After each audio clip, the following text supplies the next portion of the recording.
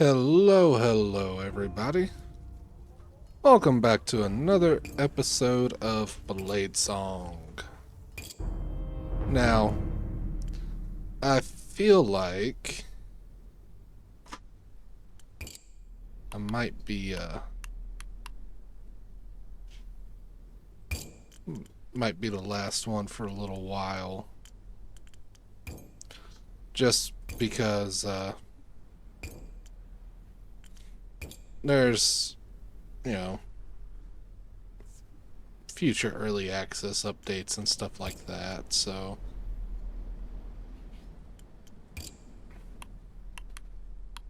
we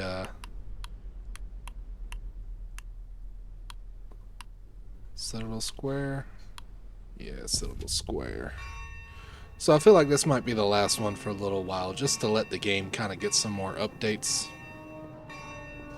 But I promise I won't just leave it empty. I'll start recording something else. Beating Heart of Aaron Keep. Small crowd. Recognize Harvo, who commissioned a blade from you recently.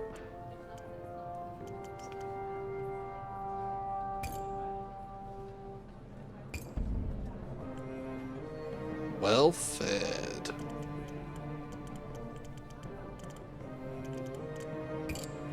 Let's just go through and do everything. Statue atop the central fountain is relatively small, only a little larger than a man, and so weather-beaten that you can scarcely make out its features. Whatever it once held aloft has broken off at some point across time's long march. Now it's just grasping empty air. Watch the juggler. The blades spin hypnotically through the air as Harvo Nimblegrip delivers his patter. Ladies and gentlemen, witness the dance of death defied. One slip, one moment's distraction, and your humble entertainer might lose his other ear. Watch as I add a fourth. Speaking of which, I spy the very smith who forged this beauty. Find my workshop in the artisan's quarter. Tosses the blade in the air, adding it to the whirl of silver over his head. The crowd whoop and cheer. The performance goes without a hitch, all four blades twirling in mesmerizing patterns. Harvo catches them on his nose, one by one, then flips them back into his belt. His upturned cap fills with coins immediately. Come back, same time tomorrow. I'm here all week. You are now inspired. Okay. Listen to the traveler's tale. Traveler sits on a barrel, whittling wood, speaks in a rasping voice that somehow carries above the square's hubbub. Around him, a circle of children listen rapidly to every word. And so, as we finally left the leeching veil behind, we spied the forest of wax. In the old days, those were just normal woods. But after the voices fell silent, the foul taint of wild magic twisted that place. I urged caution, but to skirt the forest would add weeks to our journey, my companions said, and spurred their horses straight into the wax-dripping trees. With heavy heart, I followed. Strange things lurked within the forest. Spindly things, unnaturally long of limb, who wanted to catch us and hear our pretty screams. One by one, my companions were taken. The orphans listened, open-mouthed. Go on, mister. How'd you escape? Good luck and good instincts, my child. A traveler's two greatest assets. Talk to the orphans. Traveler gathers his belongings and slips away. Most orphans melt back into the crowd, their hunger for stories sated. But you catch the eye of the largest, boldest one. What? What do you want? Have any of your fellow orphans gone missing? The boy hesitates. You see a flash of terror in his eyes. Maybe, maybe not. What difference does it make to you? Trying to track down the culprit, maybe even save your friends. The boy pauses, his eyes fixed on you with unnerving intensity. Every few weeks, these guys come around the orphanage. They come at night, when they think we're all asleep, and take someone. Pluck 'em out of bed like a ripe plum. You want to know more? Go speak to the huntress. She knows what's going on. Thank you for being open with me. Look, I've already said too much. I gotta go. Without another word, he slips away, vanishing into the crowd like smoke in the morning mist. Okay. Nice. I did update my journal on this one. Alright, well, let's meet with Lucas. Lucas sits outside the Fallen Doe, deep in conversation with richly dressed men in silk brocades. When he sees you approach, he waves them away. How can I help you, my friend? Figured out how to get Chev into the city? I tried calling in favors, but the marshal's orders are strict. No one's allowed into Air and Keep without a worker's permit. And to be issued a worker's permit, you need either goods to trade, a valuable skill, or an aptitude for violence. None of which applied to Shivina. So what next? We're left with only one option, my friend. But first, can I trust you? Stares deeply into your eyes, waiting for an answer. Of course. Good. I'm going to contact the Moth. She's the ringleader of a smuggling band who can get almost anything across the wall. Contraband, yes, but also people. She's a dangerous woman, but she follows the glint of gold, and I'm willing to put down a lot of coin to rescue my niece. But I can't risk meeting her alone. Can you accompany me? I'll back you up. Magnificent. I knew you had a strong heart under that smith's apron. Give me some time to arrange a meeting with her. She's not exactly easy to get a hold of, and I'll need to lean on some of my less reputable contacts. He tosses some coins onto the table, surely enough to pay his tab and then some, before striding from the inn, whistling to himself. Curfew draws near, City Watch swing their bells and shout at citizens to make their way home. Evening air grows chill, and the warmth of home beckons. Down steep and winding streets you go, leaving the bustle of Citadel Square behind.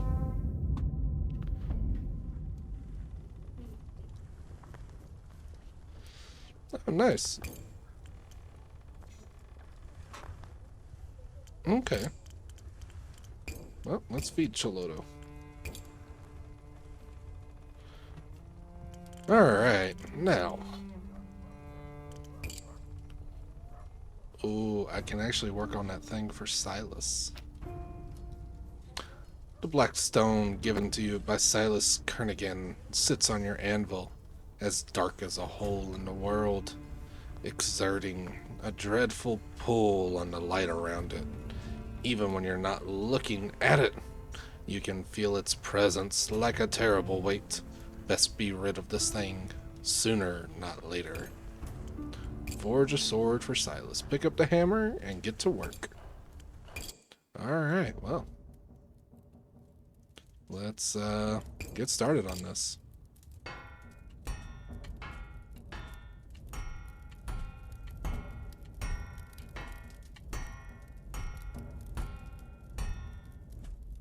Okay, there's that.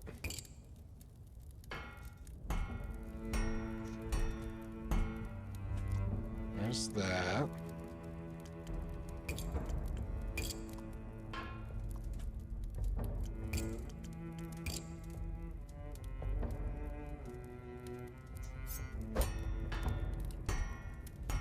Put a narrow point on it.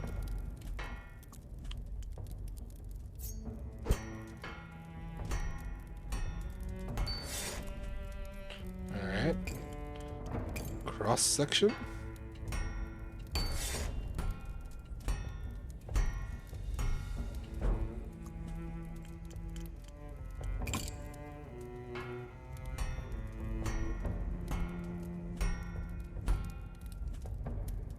There's that. Okay, okay. I think we're getting somewhere.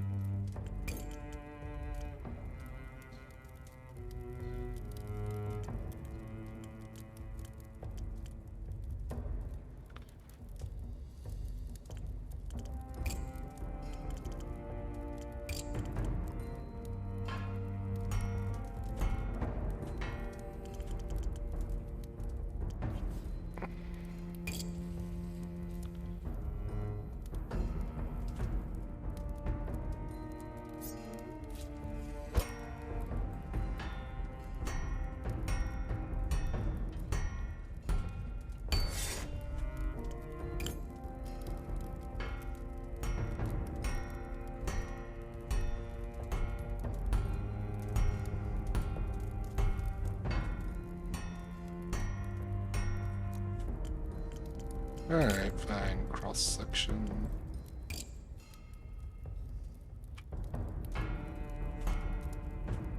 Ooh.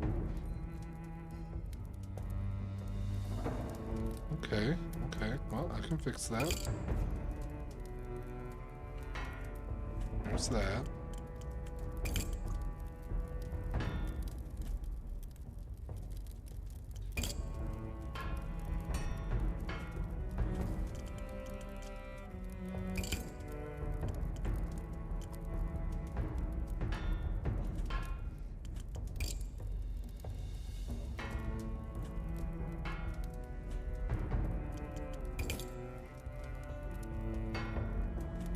Alright. Yeah, we'll go with that. I like that. Alright. On to the hilt.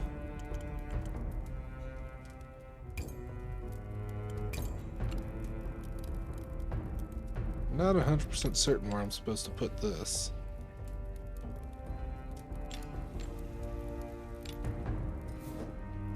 So, you know, let's just go ahead and make it, add in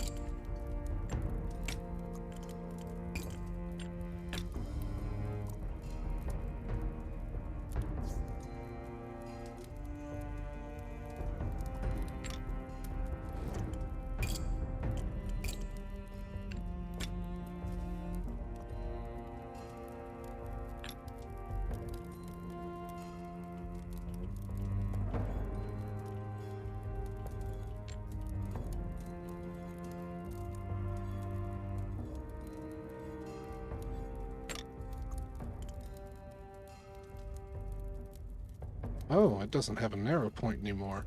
Hold on, let me fix that real quick.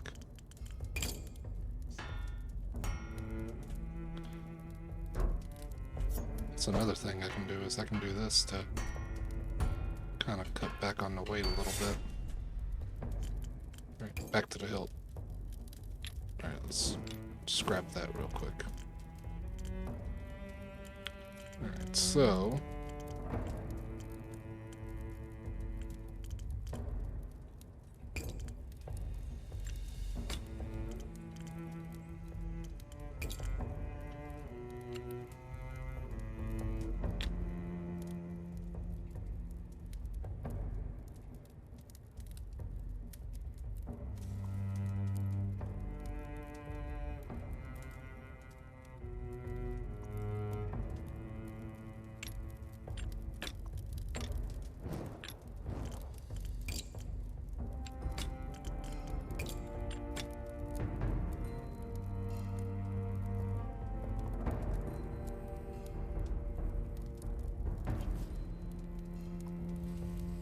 alright, there's that.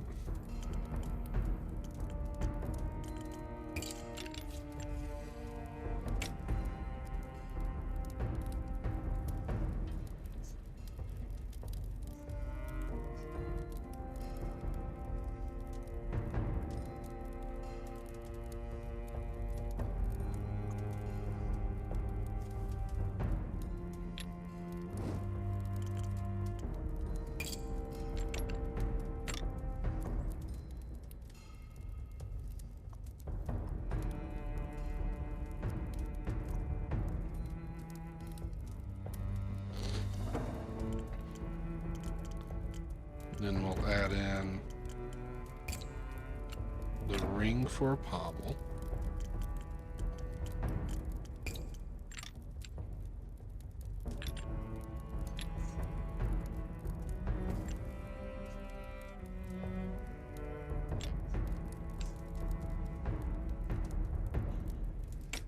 Like that.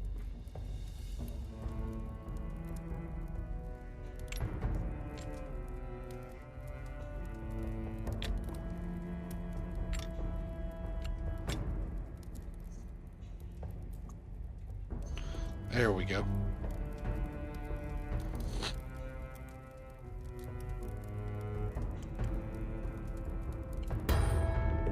The deed is done. The blade rests upon your anvil, sleek and dark as a shade of night. I don't like that thing. I feel like it's watching me. It's got a sense of wrongness about it. I know we make weapons of war, so this is an ironic statement, but that thing feels dangerous. More so than our usual inventory. Be careful with it. I will. You wrap the blade carefully, ignoring the queasy feeling in your stomach. Out in the crumbling ruin of the lost city, Silas will be awaiting his sword. Nice.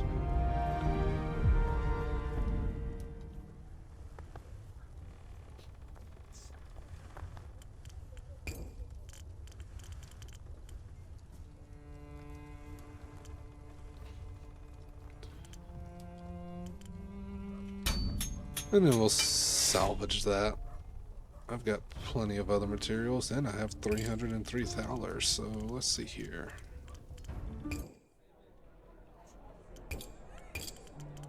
What do you know about missing orphans? The huntress pauses, a knowing glint in her eye. More'n a bit, I reckon. What's it worth to you? How about $50? Aye, that'll swing it. She pockets the pouch of silver with a savage grin. You ever heard of the LaFou twins?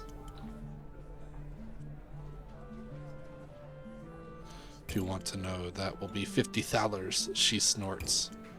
Touché.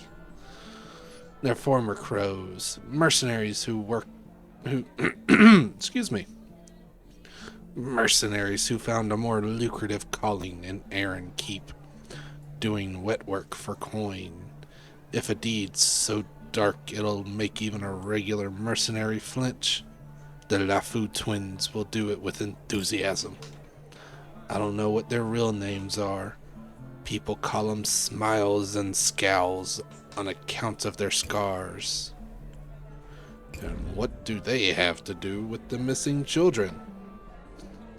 I tend to travel the city by night. Darkness suits me better, and I like the quiet of curfew. The guards don't spot me unless I want them to.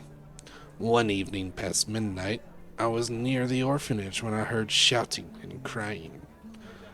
I snuck onto a nearby rooftop and took a look. Who'd I'd see but the LaFou twins dragging some wailing kid between them.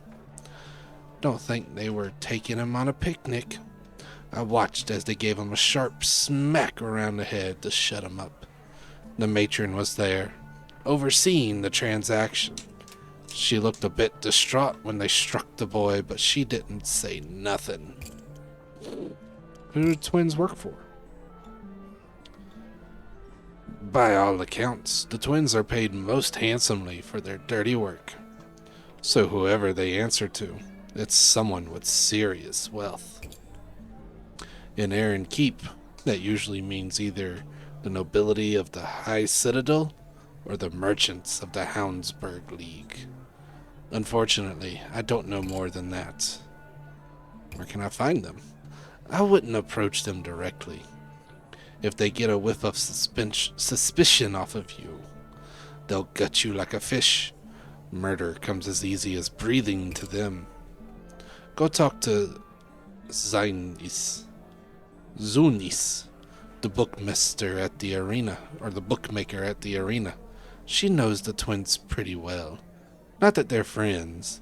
The twins' only friends are each other. If anyone can tell who the twins work for, it's her. Okay then. Well, let's see here. What you got for sale here? Ooh, another pigment? Or do I take another book?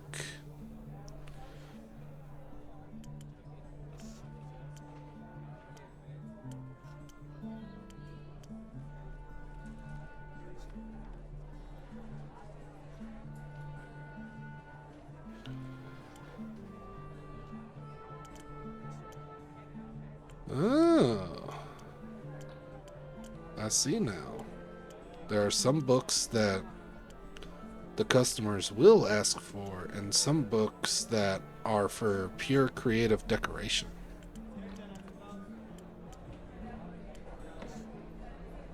Well, tell you what, I'll buy the saffron pigment, and then I'll buy some leather.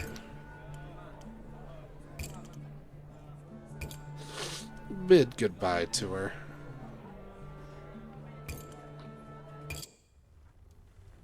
Alright.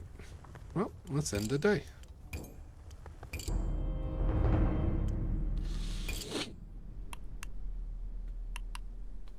Let's take Silas's sword, shall we?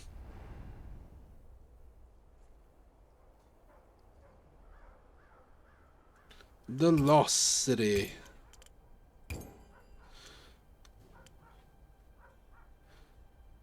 The camp has a sharper edge tonight. Less singing, more watching the shadows. Some of the crows are polishing weapons or mending cloaks, while others trade wineskins and crude jokes across the fire. When you approach, hands drift to sword hilts before recognition sets in. Sitting by the fire, Silas Kernigan gnaws on a roast chicken, tossing the scraps to his wolves. They crunch the bones with evident delight. He acknowledges you with a nod. I finished your sword. He admires the blade, steel shimmering in the fire's glow. The dark stone devours the light. Fine work. He gestures to one of his men, who steps forward and hands you a hefty coin purse.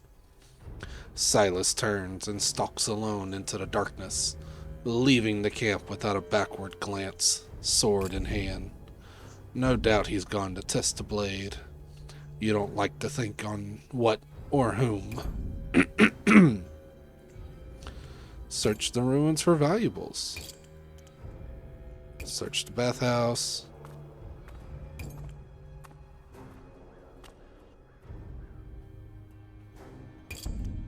Oh, nice. I found a leather bag.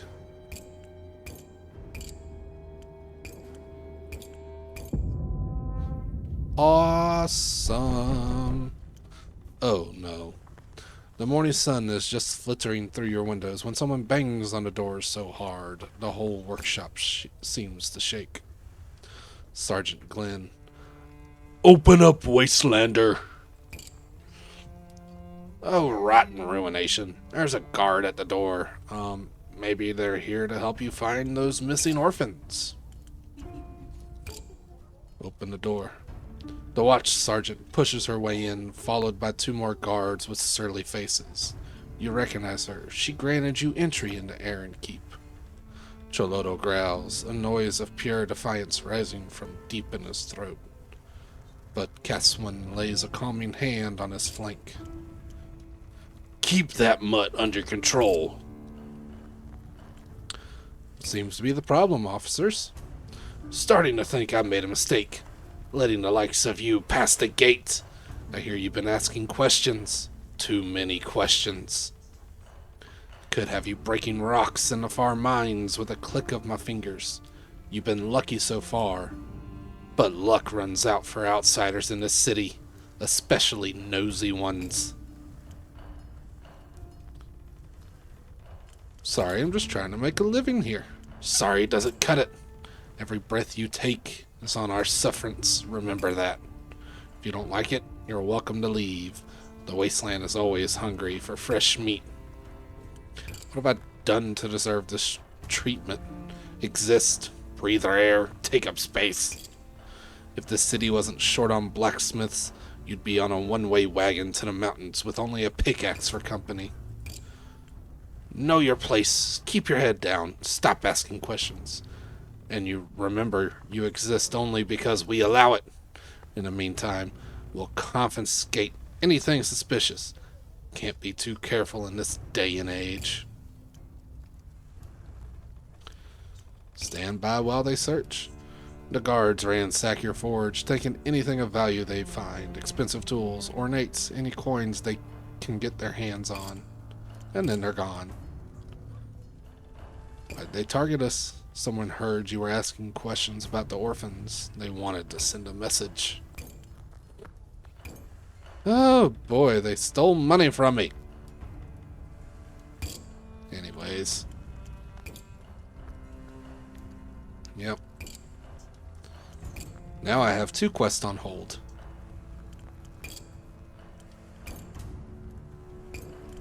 Alright. Well.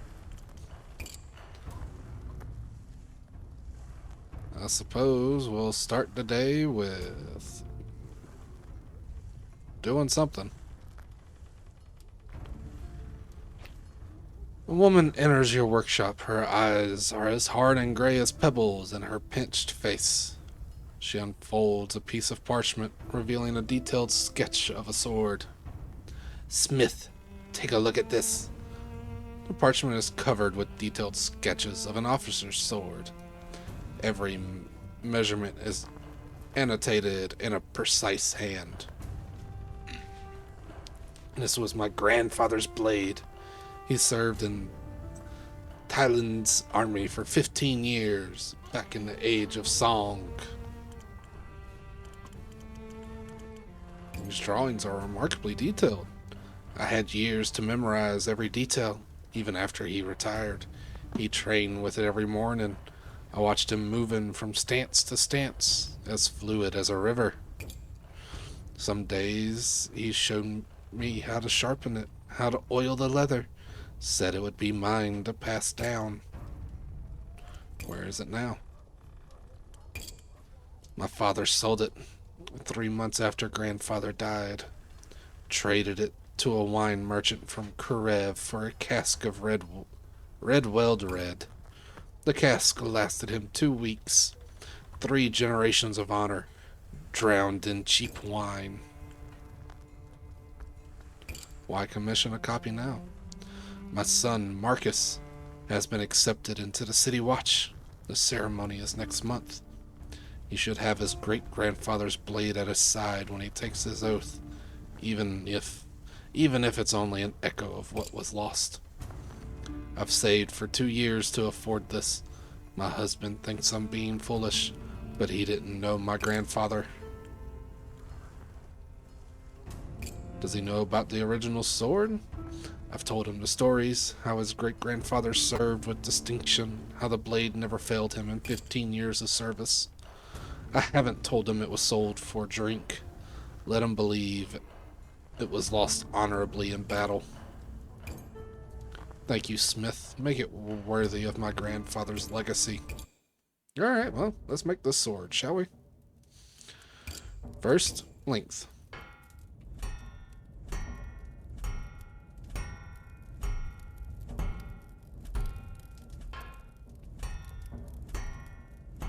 This is a big sword.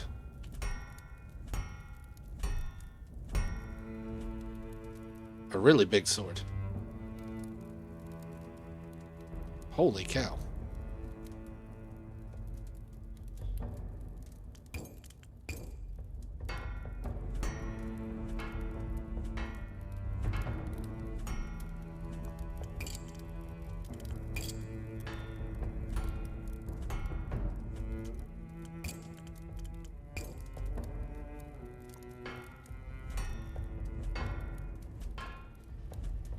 Alright, there's a regular point.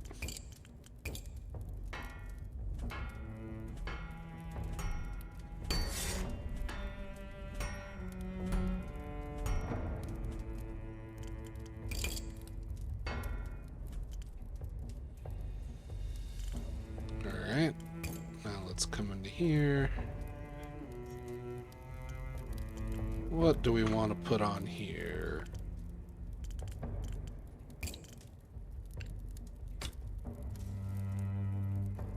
do that. Then we'll put that one and that one.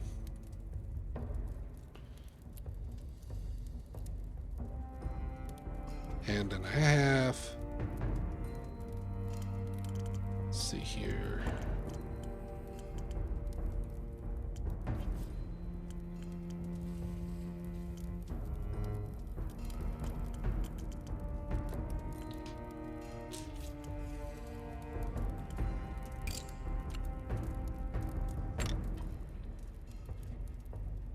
Yeah, we can do that.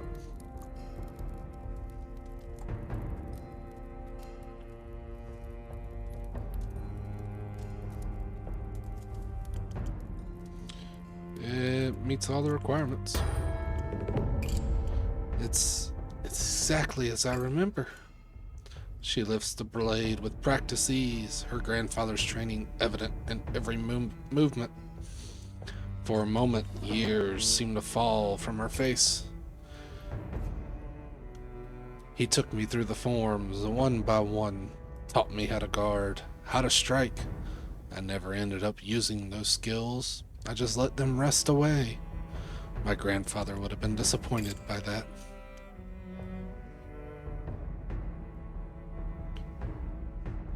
The past can't be reforged, but the future can. Wise words, Smith. She wraps the sword carefully in oiled cloth, each fold precise and deliberate.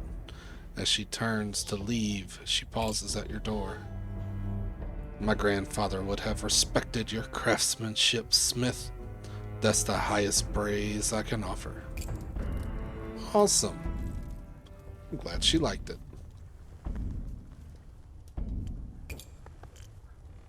Do I want to forge another sword?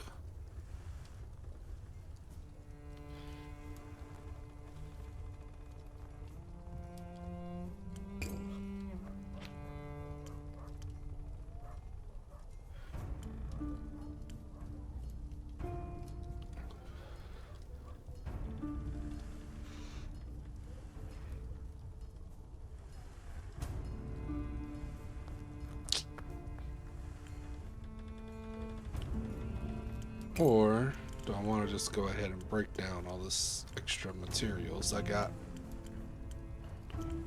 I think I'll hold on to those for now, but I will open this. $67. Nice. Alright, sure. Let's make this sword.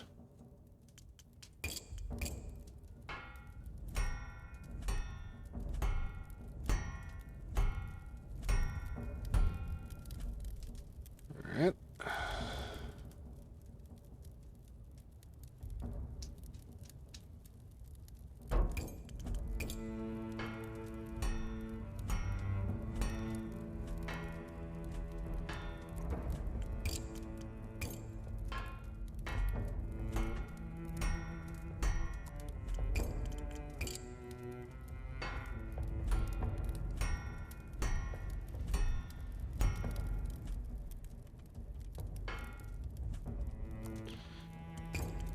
Alright. Cross section.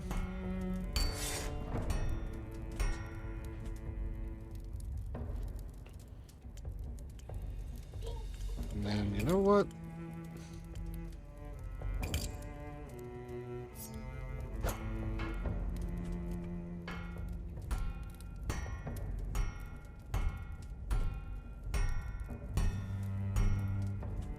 Nah. We'll leave it at that. Alright, then we'll throw on that one.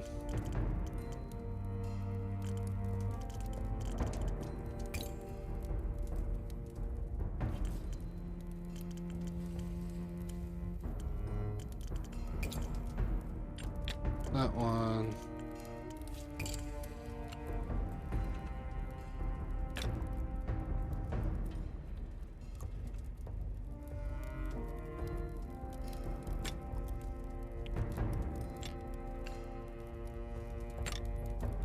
There we go.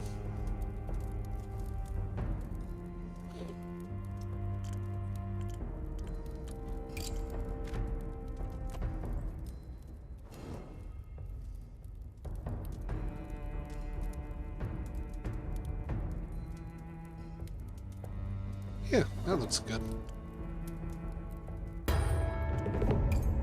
A fine bladesmith. I hope he does too.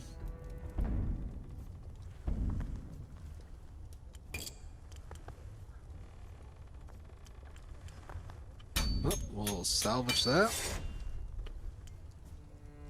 Almost level 10. How close am I?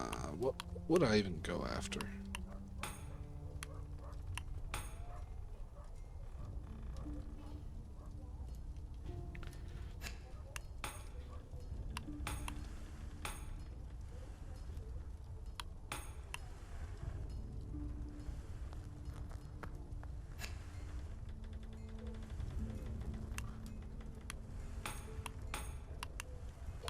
I suppose polishing.